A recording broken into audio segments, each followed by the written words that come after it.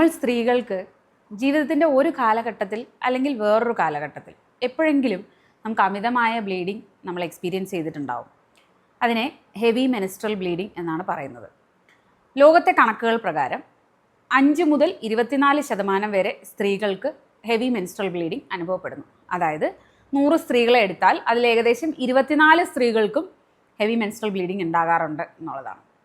എന്നാൽ ഇത് കേരളത്തിലെ കണക്ക് അല്ലെങ്കിൽ ഇന്ത്യയിലെ കണക്കുകൾ പ്രകാരം 18% അവർ പറയുന്നത്. അതായത് 100 സ്ത്രീകളെ എടുത്താൽ അതിൽ 18 പേർക്ക് അവർ ഹെവി മെൻസ്ട്രൽ ബ്ലീഡിങ് ഉണ്ട് എന്ന് പറയുന്നു എന്നുള്ളതാണ്. ഈ കണക്കുകൾ ശരിയാണോ? അല്ല. എന്തുകൊണ്ട് എന്ന് ചോദിച്ചാൽ നമുക്ക് തന്നെ അറിയാവുന്ന, നമുക്ക് പരിചയമുള്ള, പേഴ്സണലി അറിയാവുന്ന ഒരുപാട് ആൾക്കാരുണ്ടാകും വീട്ടിൽ. ബ്ലീഡിങ് ഉണ്ട്, അമിതമാണെന്ന് അറിയാം, എങ്കിലും ചിലപ്പോൾ കാണിക്കാൻ പോകാനുള്ള ബുദ്ധിമുട്ട് കാരണമായിരിക്കാം, മറ്റുള്ളവരടുത്ത് പറയാനുണ്ടാകുന്ന ബുദ്ധിമുട്ടായിരിക്കാം, ചിലപ്പോൾ എന്തെങ്കിലും അസുഖങ്ങൾ ഉള്ളിൽ ഉണ്ടോ എന്നുള്ള ചിന്ത കാരണം ഉണ്ടാകുന്ന പേടിയായിരിക്കാം, അല്ലെങ്കിൽ ചിലപ്പോൾ നോർമലാണ് എന്ന് ചിന്തിച്ചിരിക്കുന്നവരായിരിക്കാം. ഇതുപോലെ തന്നെയാണ് ബാക്കിയുള്ള സ്ത്രീകൾക്ക് എന്ന് വിചാരിക്കുന്നവരായിരിക്കാം. നമ്മുടെ ഒ പിയിൽ പല ടൈപ്പ് ആൾക്കാർ വരാറുണ്ട്. ചിലർ ബ്ലീഡിങ് കൂടുതലാണ് എന്ന് പറഞ്ഞ് വരാറുണ്ട്. പക്ഷെ അവർക്ക് ചിലപ്പം ബ്ലീഡിങ് നോർമലായിരിക്കും. എന്നാൽ ബ്ലീഡിങ് നോർമലാണ്, എനിക്ക് പക്ഷേ കിതപ്പോ അല്ലെങ്കിൽ രക്തക്കുറവോ ആണ് എൻ്റെ പ്രശ്നം എന്ന് പറഞ്ഞ് വരുന്ന പലരും ഉണ്ട്. അവർ ശരിക്കും അറിയുന്നില്ല അവർക്കുണ്ടാകുന്ന ബ്ലീഡിങ് നോർമലിനേക്കാളും അമിതമാണ് എന്നുള്ളത്. നമസ്കാരം, ഞാൻ ഡോക്ടർ ചിത്ര ഗോപാൽ, കൺസൾട്ടൻറ്റ് ഗൈനക്കോളജിസ്റ്റാണ്. ഞാൻ ഇന്ന് നിങ്ങളുടെ അടുത്ത് സംസാരിക്കുന്നത് ഹെവി മെനിസ്ട്രൽ ബ്ലീഡിങ്, അതിൻ്റെ കാരണങ്ങൾ എന്താണ്, അതിന് എന്തൊക്കെ ചികിത്സകൾ അവൈലബിൾ ആണ് എന്നുള്ളതിനെ പറ്റിയാണ്. അപ്പോൾ ആദ്യമായി പറയട്ടെ, എല്ലാവർക്കും ബ്ലീഡിങ് ഉണ്ടാകും. അതെങ്ങനെ നോർമലാണോ, എനിക്കുണ്ടാകുന്ന ബ്ലീഡിങ് നോർമലാണോ ഇല്ലയോ എന്നുള്ളത് എങ്ങനെ അറിയും എന്നുള്ളതാണ് ആദ്യത്തെ ചോദ്യം. നമ്മൾ കണക്കുകൾ പറയുന്നത്, അതായത് ടെക്സ്റ്റ് ബുക്കുകൾ പറയുന്നത് 80 ml കൂടുതൽ, 80 മില്ലിയിൽ കൂടുതൽ ഒരു പീരീഡ് സമയത്ത് അമിത ബ്ലീഡിങ് ഉണ്ടാകുകയാണെങ്കിൽ അതിന് അമിതമായ ബ്ലീഡിങ് ആയിട്ട് പറയാം. പക്ഷെ നമുക്ക് ഇത് അളക്കാനുള്ള മാർഗ്ഗങ്ങളില്ല. എന്നാൽ നമ്മൾ ഒരുപാട് സ്ത്രീകൾ കപ്പുകൾ ഉപയോഗിക്കുന്നുണ്ട്. അതായത് മെൻസ്ട്രൽ കപ്പുകൾ യൂസ് ചെയ്യുന്ന ഒരുപാട് സ്ത്രീകളുണ്ട്. അതിൻ്റെ അളവുകൾ പലതാണ്. അത് സ്മോൾ, മീഡിയം, ലാർജ് എന്ന് പറയുന്ന സൈസുകളിൽ അവൈലബിൾ ആണ്. കൂടുതലും അതിൻ്റെ അളവുകൾ വരുന്നത് 15 ml, 20 ml, 25 ml അങ്ങനെയൊക്കെ വരുന്ന സൈസുകളിലാണ്. അത് ഓരോ കമ്പനിക്കും വേരിയേഷൻ ഉണ്ട്. ചിലത് 15, 20, 25 ആയിരിക്കും, ചിലത് 20, 25, 30 ആയിരിക്കും. അങ്ങനെ സ്മോൾ, മീഡിയം, ലാർജിൻ്റെ സൈസിൽ അളവിൽ, അത് കൊള്ളുന്ന അളവിൽ വ്യത്യാസം വരാം. അത് വെച്ച് വേണമെങ്കിൽ നമുക്ക് കാൽക്കുലേറ്റ് ചെയ്യാം. എന്നാലും കൂടുതൽ സ്ത്രീകളും യൂസ് ചെയ്യുന്നത് പാഡുകളാണ്. അവർക്ക് മെൻസ്ട്രൽ കപ്പ് യൂസ് ചെയ്തുള്ള ശീലമില്ലാത്തവർക്ക് ഇതെങ്ങനെ അമിതമായ ബ്ലീഡിങ് ഉണ്ട് എന്നെങ്ങനെ മനസ്സിലാക്കാമെന്ന് ചോദിച്ചാൽ, 1, 7 ദിവസത്തിൽ കൂടുതൽ പീരീഡ്സ് സമയത്തുണ്ടാകുന്ന ബ്ലീഡിങ്. 2, പീരീഡ്സിൻ്റെ സൈക്കിൾ, അഥവാ ഒരു പീരീഡ്സ് വന്ന് അടുത്ത പീരീഡ്സ് ആകുന്നത് 21 ദിവസത്തിൽ താഴെ, 21 ദിവസം കഴിയുന്നതിന് മുന്നേ തന്നെ അടുത്ത പീരീഡ്സ് വരികയാണെങ്കിൽ. 3, ബ്ലഡ് പോകുമ്പോൾ കട്ടക്കട്ടയായിട്ട് ബ്ലഡ് പോവുകയാണെങ്കിൽ. 4, ഓരോ ദിവസവും 5, 6 അല്ലെങ്കിൽ അതിൽ കൂടുതൽ പാഡുകൾ ചേഞ്ച് ചെയ്യേണ്ടി വരുന്നുണ്ട് എങ്കിൽ. 5, ഓരോ 2 മണിക്കൂർ ഇടവിട്ടും പാഡുകൾ ചേഞ്ച് ചെയ്യേണ്ടി വരുന്നുണ്ട് എന്നുണ്ടെങ്കിൽ അമിതമായ ബ്ലീഡിങ് ആണ് എന്ന് നമുക്ക് മനസ്സിലാക്കാം. ഇതിന് പുറമെ ചിലർക്ക് അത് ശരീരത്തിൽ നിന്ന് ബ്ലഡ് പോകുന്നത് കാരണം രക്തക്കുറവാകാം. അത് കാരണം ഉണ്ടാകുന്ന ക്ഷീണം, ശ്വാസമുട്ടൽ, അത് ഈവൻ നമ്മളെ നോർമൽ ലൈഫിലെ ആക്ടിവിറ്റീസ്, ജോലികൾ ചെയ്യുമ്പോൾ പോലും ശ്വാസമുട്ടൽ ഉണ്ടാകുന്ന സ്ത്രീകളുണ്ട്. പലരെയും ഹീമോഗ്ലോബിൻ 5ഉം 6ഉം ഒക്കെ ആയി കഴിഞ്ഞിട്ടാണ് നമ്മൾ ഒ പിയിൽ കാണുക. അപ്പോഴാണ് അവർ മനസ്സിലാക്കുന്നത് അവർക്കുണ്ടായിരുന്ന ശ്വാസമുട്ടലും ക്ഷീണവും എല്ലാം ഈ രക്തക്കുറവ് കാരണവും, ഈ രക്തക്കുറവ് എന്ന് പറയുന്നത് അമിതമായ ബ്ലീഡിങ് കാരണവുമായിരുന്നു എന്ന് മനസ്സിലാക്കുന്നത്. പലരും ഈ രക്തക്കുറവ് കാരണം അല്ലെങ്കിൽ ക്ഷീണം, ശ്വാസമുട്ടൽ എന്നൊക്കെ പറഞ്ഞ് ഫിസിഷ്യൻ്റെ അടുത്താണ് പോവാറ്. അവിടെ ചെന്ന് രക്തക്കുറവുണ്ട് എന്ന് കണ്ടുപിടിച്ച് കഴിഞ്ഞതിന് ശേഷം അതിനെക്കുറിച്ച് സെർച്ച് ചെയ്ത് എന്താണ് കാരണം എന്ന് കണ്ടുപിടിച്ച് വരുമ്പോഴാണ് ഹെവി ബ്ലീഡിങ് ആയിരുന്നു ഇതിന് കാരണം എന്ന് മനസ്സിലാക്കപ്പെടുന്നത്. അപ്പോൾ ഇത് എന്തൊക്കെയാണ് ഇതിൻ്റെ ലക്ഷണങ്ങൾ, അല്ലെങ്കിൽ എങ്ങനെ ഇത് ബ്ലീഡിങ് അമിതമാണെന്ന് മനസ്സിലാക്കാം എന്നുള്ളതിനെ പറ്റി പറഞ്ഞു. ഇനി എന്തൊക്കെ കാരണങ്ങൾ കൊണ്ടാണ് ഈ അമിതമായ ബ്ലീഡിങ് ഉണ്ടാകുന്നത്, അത് നിങ്ങൾ മെയിനായിട്ട് അറിഞ്ഞിരിക്കണം. ഇതിനെ നമുക്ക് 2 ആയിട്ട് തരംതിരിക്കാം കാരണങ്ങളെ. 1, ഹോർമോണൽ റീസൺസും, 2, ഘടനാപരമായ റീസൺസും. ഹോർമോണൽ റീസൺസ് എന്ന് പറയുമ്പോൾ മെയിനായിട്ട് 2 സാധനങ്ങളാണ് വരുന്നത്. 1, തൈറോയിഡ് ഹോർമോണും, 2, PCOD എന്ന് പറയുന്ന അസുഖം. PCOD എന്ന് പറയുന്നത് എന്താണെന്ന് ഞാൻ മുന്നത്തെ ഒരു വീഡിയോയിൽ സംസാരിച്ചിട്ടുണ്ട്. കണ്ടിട്ടില്ലാത്തവർ ദയവ് ചെയ്ത് പോയി കാണുക. PCOD ഉള്ളവർക്ക് ബ്ലീഡിങ് കുറഞ്ഞിരിക്കാം, അമിതമായ ബ്ലീഡിങ് വരാം, ഫ്രീക്വൻ്റ് ആയിട്ട് ബ്ലീഡിങ് വരാം, അല്ലെങ്കിൽ 3 മാസം 4 മാസം ബ്ലീഡിങ് വരാതിരുന്നിട്ട് അമിതമായി കണ്ടിന്യൂസ് ആയിട്ട് 1 മാസം 2 മാസം ബ്ലീഡിങ്ങുമായിട്ട് നടക്കുന്നവരും ഉണ്ട്. അപ്പോൾ അത് PCOD. തൈറോയ്ഡ് ആണെങ്കിൽ തൈറോയിഡിൻ്റെ ഹോർമോണിൻ്റെ അളവ് അമിതമായാലും കുറഞ്ഞാലും രണ്ടും ബ്ലീഡിങ്ങിനെ ബാധിക്കാറുണ്ട്. ചിലർക്ക് ബ്ലീഡിങ് കുറവായിരിക്കാം, പക്ഷേ കൂടുതൽ പേരും അമിതമായ ബ്ലീഡിങ് ആയിട്ടാണ് വരാറ്. ഇത് 2 ഹോർമോണൽ റീസൺസ്. ഇനി സ്ട്രക്ചറൽ കാരണങ്ങൾ അഥവാ ഘടനാപരമായ കാരണങ്ങൾ. അതിൽ ഫസ്റ്റ് വരുന്നത് ഇൻഫെക്ഷൻസ് ആണ്. യൂട്രസിനുള്ളിൽ ഉണ്ടാകുന്ന ഇൻഫെക്ഷൻസ് എന്തൊക്കെ കാരണങ്ങൾ കൊണ്ടുവരാം? ബന്ധപ്പെടുന്നത് വഴി ഹസ്ബൻഡിന് ഇൻഫെക്ഷൻ ഉണ്ടെങ്കിൽ ഭാര്യയ്ക്ക് ഇൻഫെക്ഷൻ കിട്ടാം. 2, നമ്മൾ ഡെലിവറി കഴിഞ്ഞ് DNC കഴിഞ്ഞ് അങ്ങനെയൊക്കെ ഉണ്ടാകുന്ന സമയങ്ങളിൽ ബാക്കി പ്രോഡക്ട്സ് അബോർഷൻ കഴിഞ്ഞിട്ട് ബാക്കി പ്രോഡക്റ്റ് ഉള്ളിലിരിക്കുകയാണെങ്കിൽ അങ്ങനെ ഇൻഫെക്ഷൻ വരാം. താഴ്ഭാഗത്ത് ഇൻഫെക്ഷൻ പ്രോപ്പറായിട്ട് ട്രീറ്റ് ചെയ്തില്ലെങ്കിൽ അത് മുകളിലോട്ട് കയറി അങ്ങനെ ഇൻഫെക്ഷൻ വരാം. അപ്പോൾ ഇങ്ങനെയുള്ള സ്ത്രീകൾക്ക് എന്തായിരിക്കും ലക്ഷണങ്ങളെന്ന് ചോദിച്ചാൽ വളരെയധികം വയറുവേദന ഉണ്ടാകാം. പീരീഡ്സ് ടൈമിന് അമിതമായ വയറുവേദന, അമിതമായ ബ്ലീഡിങ്, ഭയങ്കര പിറുലൻ്റ് ആയിട്ടുള്ള വജൈനൽ ഡിസ്ചാർജ് അഥവാ ഫൗൾ സ്മെല്ലിങ്, ചീത്ത സ്മെല്ലുള്ള കളർ മാറിയ വജൈനൽ ഡിസ്ചാർജ്, അതോടൊപ്പം തന്നെ ബന്ധപ്പെടുമ്പോൾ ഉണ്ടാകുന്ന ബ്ലീഡിങ്, ബന്ധപ്പെടുമ്പോൾ ഉണ്ടാകുന്ന പെയിൻ, ഇതെല്ലാമാണ് സാധാരണയായിട്ട് ഇൻഫെക്ഷൻസ് കാരണം, അതിന് നമ്മൾ പെൽവിക് ഇൻഫ്ലമേറ്ററി ഡിസീസ് എന്നാണ് പറയുന്നത്, ഇൻഫെക്ഷൻസ് കാരണം കാണപ്പെടുന്നത്. രണ്ടാമത്തെ കാരണം എന്ന് പറയുന്നത് ഫൈബ്രോയിഡുകളാണ്.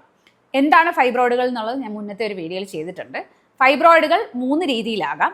ഉള്ളിലെ പേശിയിൽ തന്നെ വളർന്നു നിൽക്കുന്ന ഫൈബ്രോയിഡുകളുണ്ട്, ഉള്ളിലേക്ക് വളരുന്ന ഫൈബ്രോയിഡുകളുണ്ട്, പുറമേക്ക് വളരുന്ന ഫൈബ്രോയിഡുകളുണ്ട്. സാധാരണ ഉള്ളിലേക്ക് വളരുന്ന ഫൈബ്രോയിഡുകളും പേശികൾക്കുള്ളിൽ തന്നെ നിൽക്കുന്ന ഫൈബ്രോയിഡുകളുമാണ് ബ്ലീഡിങ് ലക്ഷണങ്ങളായി കാണിക്കാറ്. പുറത്തേക്ക് വളരുന്നത് സാധാരണ അങ്ങനെ ബ്ലീഡിങ് ലക്ഷണമായി കാണിക്കാറില്ല. പിന്നെ പറയുന്നത് പോളിപ്പ് അഥവാ എൻഡോമെട്രിയൽ പോളിപ്പ്. യൂട്രസിൻ്റെ ലൈനിങ്ങിൽ ഉണ്ടാകുന്ന ചെറിയ മുന്തിരി പോലെയുള്ള സ്വെല്ലിങ് അഥവാ മുഴകൾ.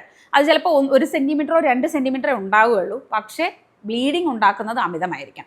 ഇപ്പോൾ പോളിപ്പ് കാരണം അമിതമായ ബ്ലീഡിങ് ഉണ്ടാകും. പിന്നെ പറയുന്ന കാരണങ്ങൾ എന്ന് പറയുന്നത് എൻഡോമെട്രിയോസിസ്. എന്താണ് എൻഡോമെട്രിയോസിസ്? സാധാരണയായി നമുക്ക് ബ്ലീഡിങ്, അതായത് മെൻസസ് ടൈമിന് ബ്ലീഡിങ് ഉണ്ടാകുന്ന കോശങ്ങൾ എന്ന് പറയുന്നത് യൂട്രസിൻ്റെ ലൈനിങ്ങിൽ ഉള്ളിൽ മാത്രമേ കാണാറുള്ളൂ. അത് ബ്ലീഡിങ് ഉണ്ടാകുമ്പോൾ നമുക്ക് പുറത്തോട്ടേക്ക് വരും. എന്നാൽ ഈ ലൈനിങ്ങിൽ ഉണ്ടാകേണ്ട കോശങ്ങൾ യൂട്രസിന് പുറത്ത് ട്യൂബുകളിൽ അല്ലെങ്കിൽ അണ്ടങ്ങളിൽ എവിടെയെങ്കിലും ഉണ്ട് എന്നുണ്ടെങ്കിൽ അതിനെയാണ് നമ്മൾ എൻഡോമെട്രിയോസിസ് എന്ന് പറയാം. ഇതുണ്ടാകുമ്പോൾ എന്ത് സംഭവിക്കും എന്ന് ചോദിച്ചാൽ, നോർമലി നമുക്ക് മെൻസ്ട്രൽ പീരീഡ്സിൻ്റെ സമയത്ത് ബ്ലീഡിങ് ഉണ്ടാകുന്നതിനോടൊപ്പം തന്നെ ഈ ഉള്ളിലുള്ള കോശങ്ങളിൽ നിന്നും ബ്ലീഡിങ് ഉണ്ടാകുകയും അത് കാരണം അണ്ടത്തിൽ സിസ്റ്റുകൾ ഉണ്ടാകും. അതായത് അണ്ടത്തിൽ രക്തം ഓരോ മാസവും അടിഞ്ഞടിഞ്ഞ് അണ്ടത്തിൽ സിസ്റ്റുകൾ ഉണ്ടാകാം, പല സ്ഥലത്ത് ഒട്ടലുകൾ ഉണ്ടാകാം. ഇതിനെയാണ് നമ്മൾ എൻഡോമെട്രിയോസിസ് എന്ന് പറയുന്നത്. ഇങ്ങനെയുള്ളവർക്ക് ഭയങ്കരമായ പീരീഡ് സമയത്ത് ഉണ്ടാകുന്ന പെയിൻ, അത് മെൻസസ് സ്റ്റാർട്ട് ചെയ്യുന്നതിന് മുന്നേ തന്നെ പെയിൻ തുടങ്ങും. മെൻസസിൻ്റെ ബ്ലീഡിങ് ത്രൂ ഔട്ട് പെയിൻ കാണുകയും ചെയ്യും. പിന്നെ അതുപോലെ തന്നെ അമിതമായ ബ്ലീഡിങ് ഉണ്ടാകാം. പെയിനാണ് അവരുടെ മെയിൻ സിംറ്റം. പിന്നെ പറയുന്ന അഡിനോമയോസിസ്. എന്താണ് അഡിനോമയോസിസ്? യൂട്രസിൻ്റെ ഭിത്തികൾ അഥവാ വോളിനുണ്ടാകുന്ന തടിപ്പ് അഥവാ വലിപ്പക്കൂടുതൽ. അങ്ങനെ നോക്കുമ്പോൾ അവരുടെ യൂട്രസിന് ഫൈബ്രോയിഡുകളൊന്നും ഉണ്ടാകില്ല, പക്ഷേ യൂട്രസ് ഏകദേശം ഒരു 3 മാസം പ്രഗ്നൻസിയിൽ അത്രയും സൈസ് വരെ വലിപ്പക്കൂടുതൽ ഉണ്ടാകാം.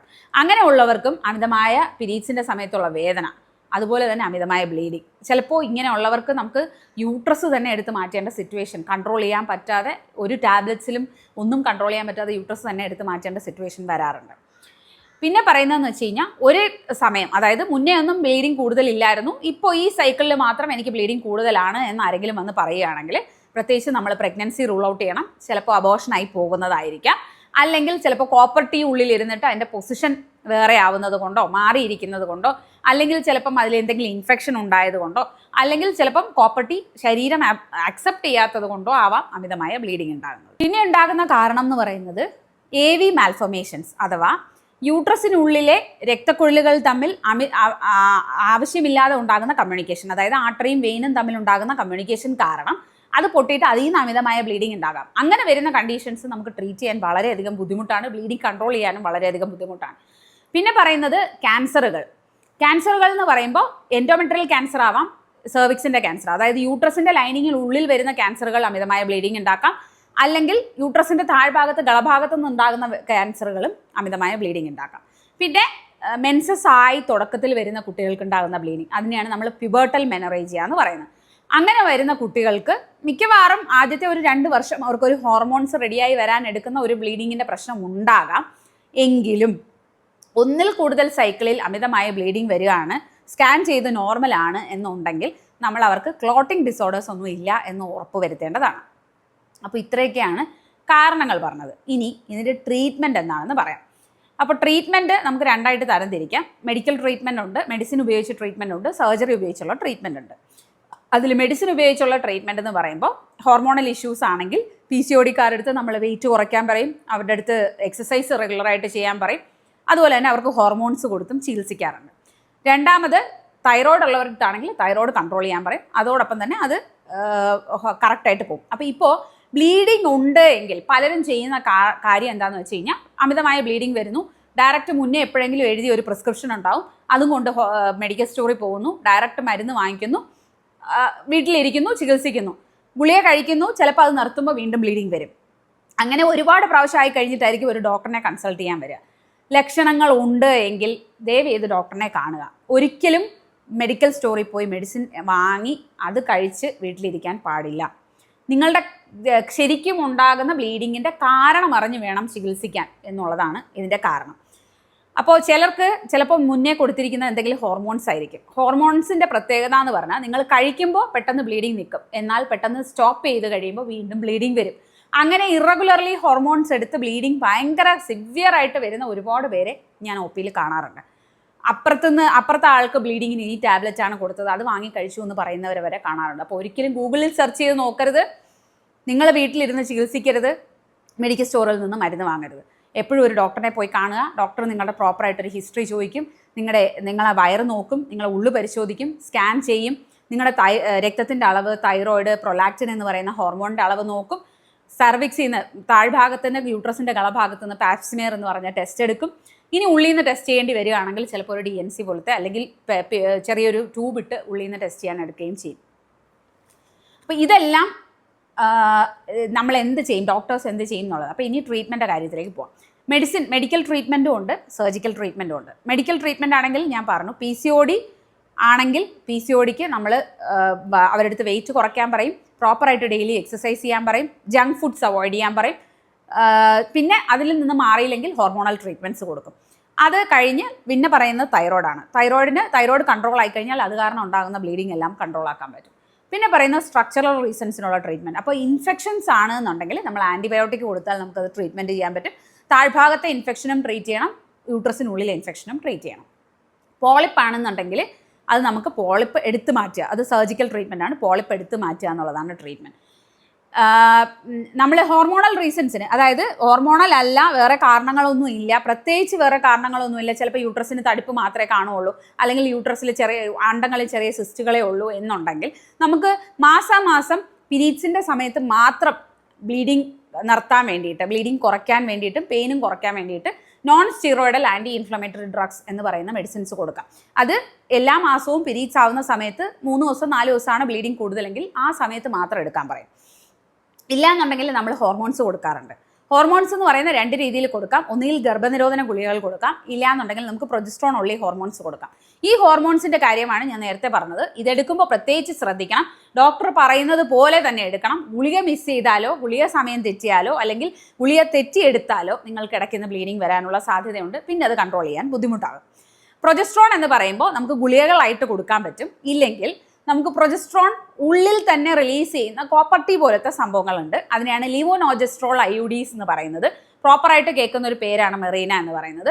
അത് ഉള്ളിലിട്ട് വെച്ചാൽ ഉള്ളിൽ തന്നെ ഹോർമോൺസ് പുറപ്പെടുവിക്കുകയും ഒരു 3-4 മാസം കഴിയുമ്പോൾ നിങ്ങൾക്ക് കംപ്ലീറ്റ് ആയിട്ട് പീരീഡ്സ് നിൽക്കുകയും അത് കാരണം നിങ്ങൾക്ക് ബ്ലീഡിങ്ങോ പെയിനോ ഒന്നും ഉണ്ടാകാതിരിക്കുകയും ചെയ്യും. ഇത് ഏറ്റവും ബെസ്റ്റ് എന്ന് പറയുന്നത് അഡിനോമയോസിസ്, എൻഡോമെട്രിയോസിസ് പോലുള്ള അസുഖങ്ങൾക്കുള്ളവർക്കും ഉള്ളിലെ ലൈനിങ്ങിലെ കട്ടി, അതായത് യൂട്രസിന് ഉള്ളിലെ ലൈനിങ്ങിലെ കട്ടി കൂടുതലാണ്, അതിന് എൻഡോമെട്രിയൽ ഹൈപ്പർപ്ലേസിയ എന്ന് പറയും. അങ്ങനെ ട്രീറ്റ്മെൻറ്റ് എടുക്കുന്നവർക്കും വേണ്ടി വളരെ നല്ലൊരു സാധനമാണ് ഈ ലിവോനോജസ്ട്രോൾ IUD, അതായത് ഉള്ളിൽ ഹോർമോണുകൾ പുറപ്പെടുവിക്കുന്ന കോപ്പർട്ടികൾ.